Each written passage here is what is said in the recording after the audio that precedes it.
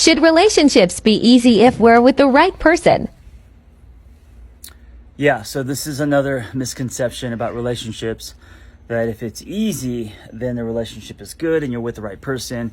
If the relationship is hard, then it's a red flag, or that you're with the wrong person, and that is not true. It's actually the opposite. Now, there's, different levels of hard and easy. If the relationship is constantly hard after you've worked on yourself and have gone to couples counseling and all that, that's different. But generally speaking, a relationship that is easy is usually more surfacey, because it requires two people to do hard things for a relationship to deepen. You have to be vulnerable, you have to communicate, you have to look at all the shit that comes up, right?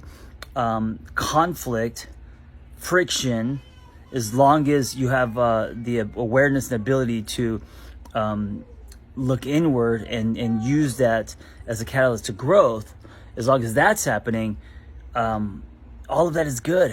And the hard is, it's the sand that turns oysters into, not oysters, that turns in whatever into pearls. And so hard is not a bad thing, and relationships are hard. If you want a relationship that deepens, that becomes greater than its parts, that becomes soil for growth and evolution. If a relationship is easy, a lot of people say, oh, we never fight, and they kind of brag that they never fight. Well, to me, that's kind of a red flag, because it's not about how many times you fight, it's about how you fight.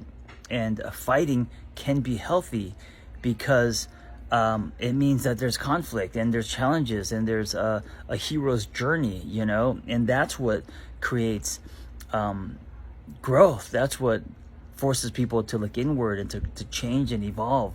And if all that stuff is not happening, if the relationship is easy and no one's going deeper, then I think there's room for drift. I think then relationships can eventually become boring. And by boring, I mean